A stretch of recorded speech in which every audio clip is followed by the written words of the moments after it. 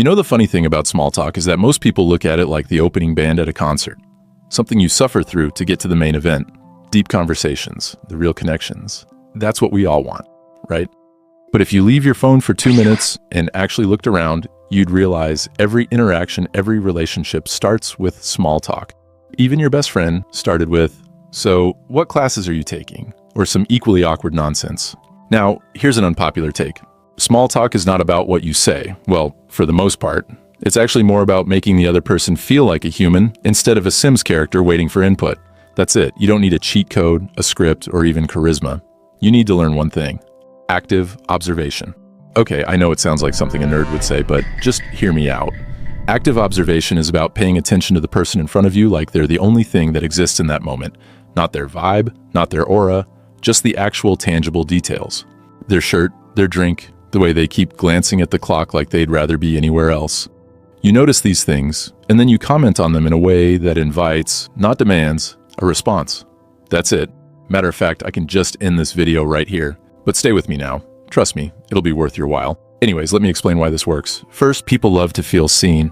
Not in the cringe, "you're so deep and mysterious" way, but in the simple, "hey, I noticed you exist" way.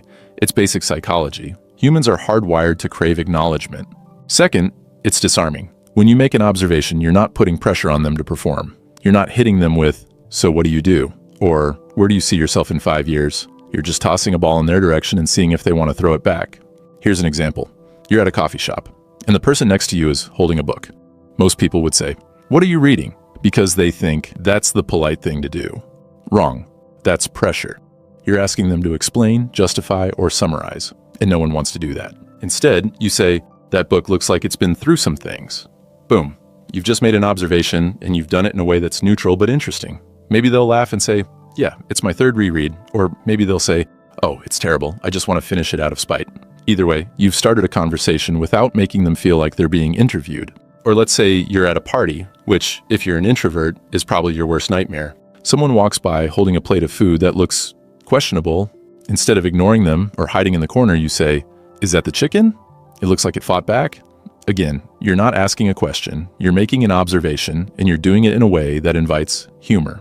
Maybe they'll laugh and agree. Maybe they'll even defend the chicken. Either way, you've opened the door. The beauty of active observation is that it works everywhere.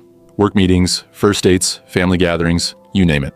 It's flexible, it's simple, and best of all, it takes the focus off you. You don't have to be charming or witty. You just have to notice stuff and point it out. Simple as that.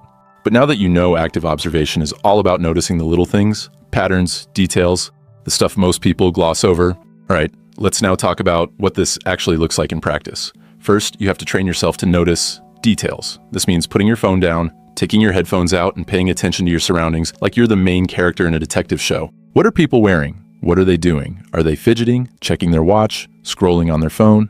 These little things tell you a lot. Second, you need to practice turning those observations into comments. This is where most people get stuck because they overthink it. They worry about sounding weird or intrusive. But the reality still remains, no one cares as much as you think they do. So when you see someone in a bright yellow jacket, you can say, "That's a bold color choice. I respect it." Done. It doesn't need to be original. You just have to open the door. Finally, you have to get comfortable with silence. Not every observation will lead to a conversation, and that's perfectly fine. The point isn't to force anything. It's to give people the opportunity to engage if they want to. If they don't, you move on. No harm, no foul. The more you do this, the easier it gets. You start to realize that small talk doesn't mean impressing people or proving you're interesting. It's about standing on your feet, paying attention, and making people feel seen. That's it. It's not that deep, but it works. And honestly, once you get good at it, it's kind of fun. Now you might be thinking, this sounds way too simple to actually work. But think about it. When was the last time someone genuinely noticed something about you and mentioned it in a non-weird way? Probably not recently. The fact is, people are too caught up in their own heads to notice anyone else, so when you do it, it's like a glitch in the matrix. People pay attention because they're not used to it. Let me give you another example. You're at a Halloween party, another introvert's worst nightmare, and someone walks in wearing a tie with tiny rubber ducks on it. Most people would either ignore it or make a generic comment like, "Nice tie, not you."